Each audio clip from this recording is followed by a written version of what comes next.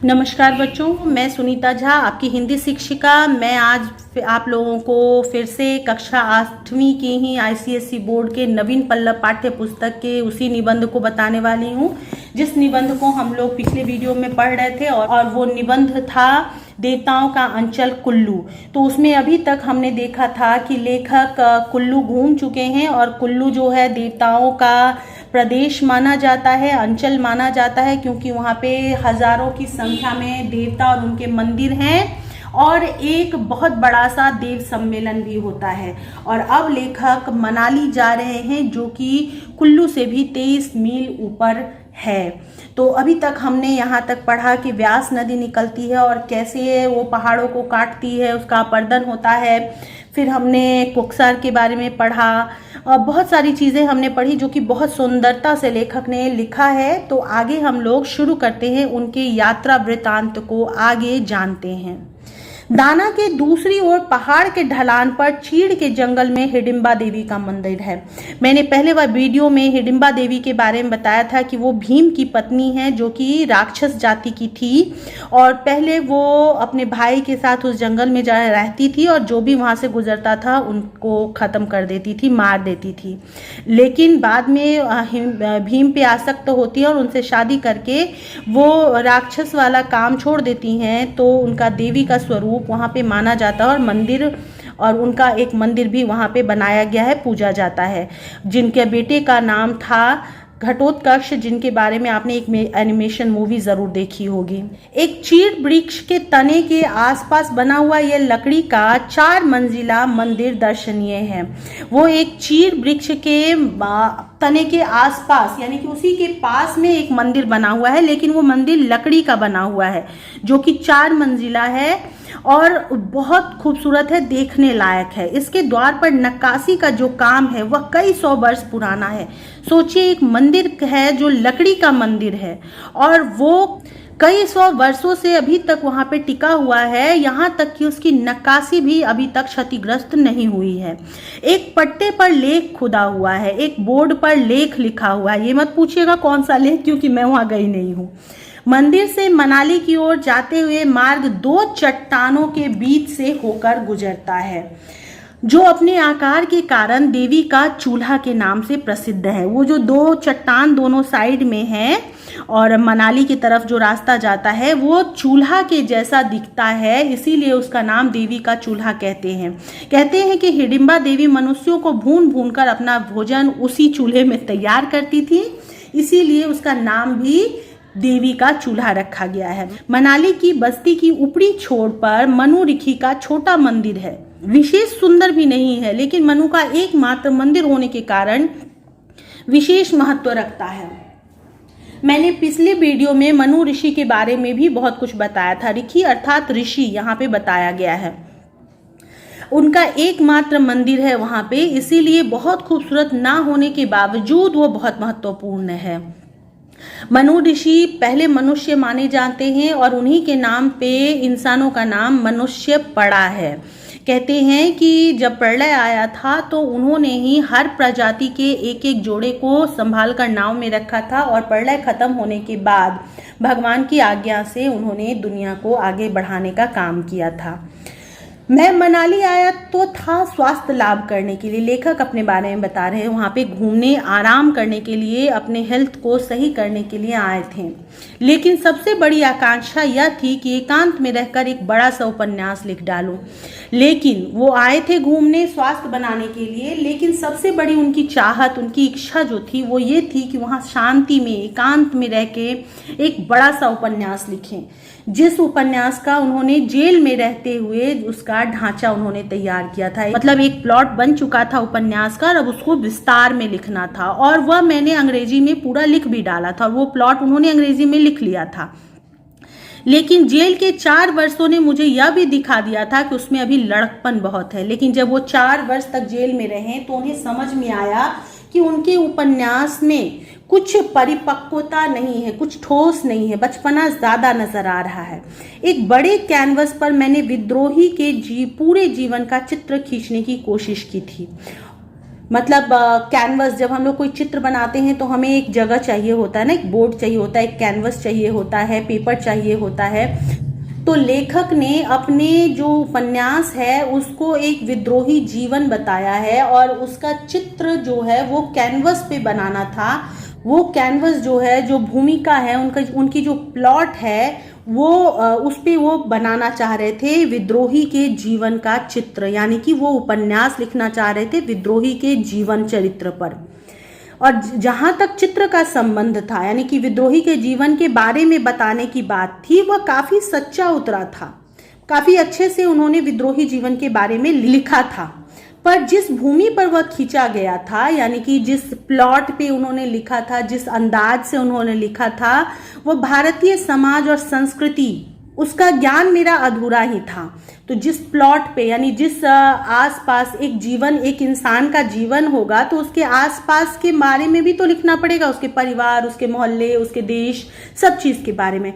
तो उन सब के बारे में, उस भारतीय समाज और संस्कृति के बारे में लेखक के पास पूरा ज्ञान नहीं था और इसलिए उनके विचार से वो चित्र ठीक नहीं बना था। वो प्लॉट ही सही नहीं था, कैनवस ही सही नहीं था, तो चित्र उस पर कैसे अच्छा लगता।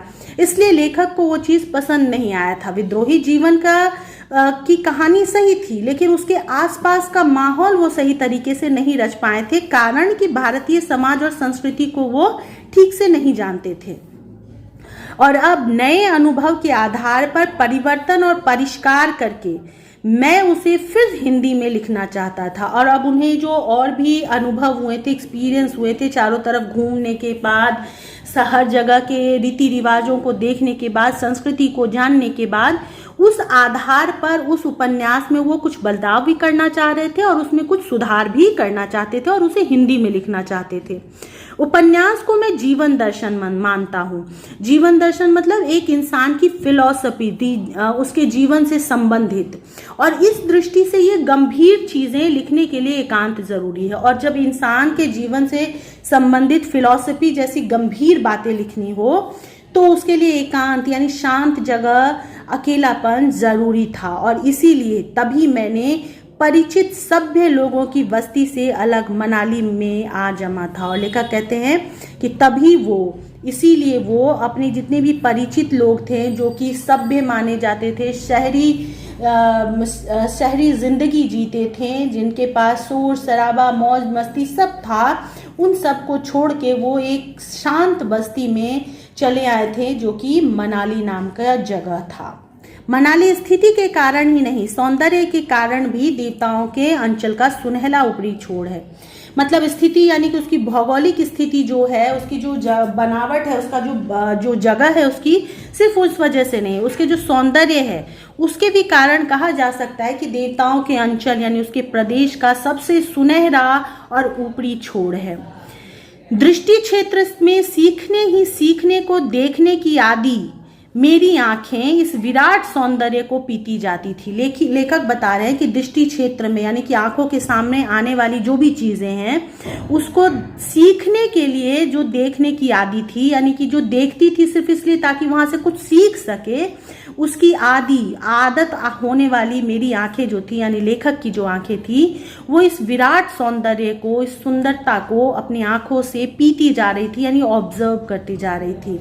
लेखक बता रहे हैं लेखक की दृष्टि, उनकी आंखें सब चीज इस नजरिए से देखती थी कि उससे कुछ सीखने को उनको मिले। और वैसे आदत होने वाली अपनी आंखों से मनाली के सौंदर्य को वो पी रहे थे, उसको ऑब्जर्व कर रहे थे और मानो अपने पर विश्वास नहीं कर पाती थी। और उनकी आंखें उस सौंदर्य को पी रही थी, देख रही थी, लेकिन फिर भी विश्वास नहीं कर पा रही थी कि इतना सुंदर भी कोई जगह हो सकता है।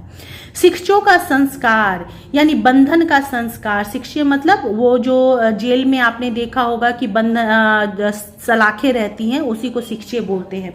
तो लेखक एक उदाहरण से ये बात बता रहे हैं कि शिक्षों का संस्कार इतना गहरा पड़ गया था, हमें बंधन में रहने की इतनी आदत हो गई है कि मैं बाहर बिखरी हुई सौंदर्य राशि को देखकर भी भीतर में पुरानी बंदी जीवन की स्मृतियां निकालता जाता था। लेखक बता रहे हैं कि बंदी होने की आदत मेरी इतनी ज्यादा हो गई थी, बंधे रहने की, कि मैं इतनी सौंदर्य राशि बाहर जो बिखरी हुई थी, सौंदर्य की राशि यानी कि धन, उस सौंदर्य को देखने के बाद भी अपने पुराने बंदी जीवन को, जो कि बंधा हुआ था, कहीं खुला नहीं था, उसमें आज़ादी नहीं थी, उसकी स्मृतियां यानी यादों को निकाल कर देखता जा रहा था। अपने सौंदर्य के आगे भी पुराने जीवन को भूल नहीं पा रहे थे लेखक। जैसे शाही पोशाक में लिपट कर भी भिखमंगा अपनी फटी हुई ठिगड़ों से भूषित गुदरी को नहीं भूलता, बिल्कुल वैसे ही वो अपनी पुरानी जिंदगी को नहीं भूल पा रहे थे इस सौंदर्य में भी। जैसे कि एक भिखारी को कोई राजसी वस्त्र पहना दे, शाही पोशाक पहना दे, और तो भी वो क्या होता है, वो अपने पुराने ठिगड़ों से यानी कि पैबंद से सजी हुई अपनी गुदड़ी फटी चिटे कपड़ों को नहीं भूल पाता ना। एक भिखमंगा वो अपनी औकात को नहीं भूल पाता है। बिल्कुल उसी तरह इतने सौंदर्य को देखने के बाद भी अपने पास्ट को लेखक भूल नहीं पा रहे थे। लेकिन मनाली ने मानो उन स्मृतियों पर अपनी छाप डाल दी थी, यानी कि वो यादें इतनी गहरी थी कि वो भूल नहीं पा रहे थे। बार बार पुरानी यादें ही उनके दिमाग में आ रही थी, लेकिन उसे भी मनाली के सौंदर्य ने अपने छाप से ढक दिया था। वे अपने आप में कटु स्मृतियां मानो सुंदरता के एक ढांचे में ढल निकलने लगी थी। लेखक बता रहे हैं कि वो कटु स्मृतियां, कड़वी यादें जो थी, अपने आप में एक सुंदरता के ढांचे में ढल गई थी, बनने लगी थी, यानी सौंदर्य में वो कटु यादें भी सौंदर्य में बदलने लगी थी। अगले दिन प्रातः काल ही देवताओं के अंचल में बैठे हुए एक क्षुद्र मानव ने पाया कि वह भी देवों का समकक्षी हो गया है। लेखक क्षुद्र मानव यानी तुच्छ मानव, छोटा सा इंसान खुद को बोल रहे हैं, बता रहे हैं कि अगले दिन सुबह में ही उन्होंने पाया, उन्होंने महसूस किया कि एक तुच्छ मानव यानी कि लेखक खुद देवताओं का समकक्षी यानी उनकी बराबरी में आ गया है। क्योंकि देवता को सृष्टा कहते हैं, सब कुछ रचने वाला कहते हैं, संसार को बनाने वाला, रचने वाला। उसी तरह लेखक भी एक सृष्टा बन गए, एक रचनाकार बन गए और वो उपन्यास लिखने लग गए। तो बच्चों अब बारी है प्रश्नोत्तर की, जिसका कि इंतजार आपको बहुत देर से है। पता नहीं आप पाठ सुनते हैं कि नहीं सुनते हैं, लेकिन प्रश्नोत्तर तो आप जरूर देखते होंगे। बच्चों पाठ को भी जरूर सुनिएगा, इससे क्या होता है, लिखने का तरीका विकसित होता है। और जब तक आप किसी चीज़ को कैसे शुरू करना है, कैसे अंत करना है, ये नहीं जानते हैं तो फिर कोई फायदा नहीं है। शुरुआत और अंत बहुत महत्वपूर्ण होता है। तो चलिए हम लोग यहाँ पे लेखक के बारे में जो दिया हुआ है वो आप ज़रूर पढ़िएगा इनके बारे में। और अब आते हैं प्रश्नोत्तर। सबसे पहले शब्दार्थ देखिए यहाँ पे दिए हुए हैं। मैंने विस्तार में इन सब के बारे में बताया है, लेकिन शॉर्ट एक प्रॉपर वर्ड क्या होता है वो यहाँ पे लिखा हुआ है, जिसको आप याद कर लीजिएगा। चलिए प्रश्नोत्तर देखिए। तो सबसे पहले बच्चों मौखिक प्रश्नोत्तर। मौखिक प्रश्नोत्तर में पहला प्रश्न जो है कि पुल का चौकीदार अपनी पीठ पर तख्ती टांगे क्यों रहता था, तो उसका उत्तर थोड़ा सा ज्यादा बड़ा है कि झूलना पुल से लॉरी का जाना काफी खतरनाक था। लॉरी 4 मील की रफ्तार से तेज ना चले, इसका ध्यान रखने के लिए चौकीदार अपनी पीठ पर तख्ती टांग कर लॉरी के आगे आगे चलता था। तो ये उत्तर थोड़ा बड़ा है और इसीलिए मैंने यहाँ पे लाइन खींच दिया है। दूसरा प्रश्न है कि कुल्लू प्रांत में किन ऋषि मुनियों का स्थान था, व्यास मुनि और वशिष्ठ आदि। उसके बाद है मुनाल किस जाति का पक्षी था, फेजेट जाति का पक्षी था। यहाँ पे मैंने सिर्फ डॉट दिए हैं, इनको आपको पूरे वाक्य में उत्तर लिखना है ताकि आप लिखना सीख सके, प्रश्नों को उत्तर से रिलेट करना सीख सके। व्यास कुंड कहाँ स्थित है, रोहतांग की जोत पर व्यास कुंड स्थित है, ये आप लिख लेंगे। उसके बाद आगे बढ़ते हैं और देखते हैं लघु उत्तरीय प्रश्नों को। ये भी मैंने ऑलमोस्ट पूरा लिख दिया है और सिर्फ दीर्घ उत्तरीय प्रश्न है जिसमें आपको कि थोड़ा सा ज़्यादा मेहनत करना पड़ेगा। हालांकि मैंने उसके भी इंस्ट्रक्शन आपको वर्ड बाय वर्ड दे दिए हैं, लेकिन फिर भी आपको उसमें थोड़ा खुद से लिखना पड़ेगा। अब यहाँ पे है लघु उत्तरीय प्रश्न में कि कुल्लू प्रदेश का नाम देवताओं का अंचल क्यों पड़ा, तो बहुत सारे सैकड़ों देवी देवताओं उनके मंदिर के कारण और रघुनाथ मंदिर में होने वाले सालाना देव सम्मेलन के कारण। अब यहाँ से उत्तर को इस प्रश्न के साथ मिला देना है और लिखना है कारण कुल्लू प्रदेश का नाम देवताओं का अंचल पड़ा। झूलना पुल पर सुरक्षा की कौन सी व्यवस्था की गई, तो ये उत्तर मैंने पूरा लिख दिया है बेटा। यहाँ से देखोगे ये लाइन के बाद जो है वो इस लाइन तक खिंची हुई है। उसके बाद है मणिकर्ण के पानी के स्रोतों की क्या विशेषता है।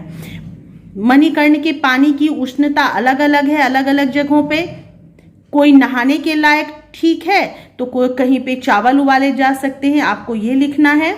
उसके बाद मनाली का नाम मनाली क्यों पड़ा।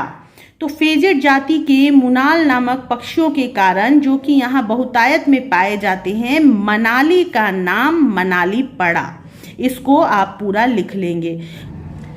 और अब बारी है दीर्घ उत्तरीय प्रश्नों की। तो बच्चों पहला प्रश्न जो है इसका उत्तर आपके लिए थोड़ा सा बड़ा हो सकता है। इसमें पूछा गया है कुल्लू में दशहरे के अवसर पर किस प्रकार का मेला लगता है। तो इसके लिए पेज 53 में आप आएंगे। थर्ड लास्ट जो पैराग्राफ है उसमें फर्स्ट सेकेंड और ये थर्ड लास्ट, इसमें जिस तरह से शुरू करना है या ऊपर से भी आप इसको थर्ड ही बोल सकते हैं। दशहरे पर यहाँ बड़ा भारी मेला भी लगता है। साल भर का व्यापार प्रायः इस एक दिन में ही हो जाता है। बाहर से आए हुए यात्रियों के लिए बनी हुई देशी अंग्रेजी दुकानों और कुछ होटलों या पंसारी हाट की बात अलग है। इसलिए यहाँ पर ग्राहक और विक्रेता दोनों ही बड़ी उमंग लेकर आते हैं। रंग बिरंगे कंबल, पट्टू, पट्टियाँ, पश्मीना, चरु, अन्य प्रकार की खालें। बच्चों ये जो एक एक करके दिया हुआ है नाम, इन नामों को आप कुछ कम कुछ ज़्यादा कर सकते हैं और उसके अलावा लिख सकते हैं आदि वहाँ की पारंपरिक वस्तुएं वहाँ बिकती हैं। और देखते ही देखते पत्थर के मनकों के हार, न जाने क्या क्या चीज़ें वहाँ आती हैं और देखते देखते बिक जाती हैं। दिन भर में हजारों की संपत्ति हाथ बदल लेती है। तमाशे होते हैं, नाच होते हैं, गाना बजाना होता है और जगमग रोशनी होती है। तो बीच में कुछ शब्दों को हेरफेर करके या अपने शब्दों में लिख करके इस प्रश्न के उत्तर को आप थोड़ा सा छोटा कर सकते हैं।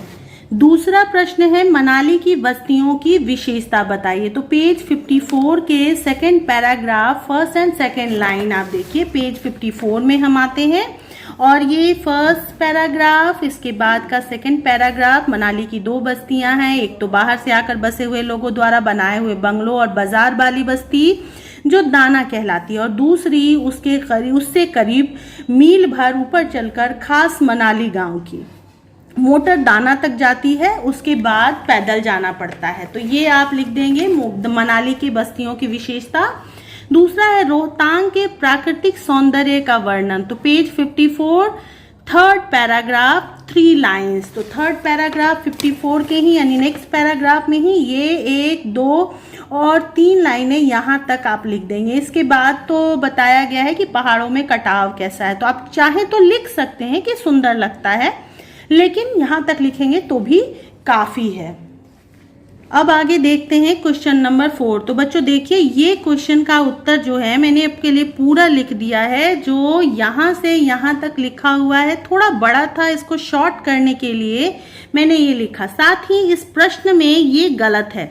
लेखक मनाली पर कोई उपन्यास नहीं लिखना चाह रहे थे, लेखक मनाली में एक उपन्यास लिखना चाह रहे थे।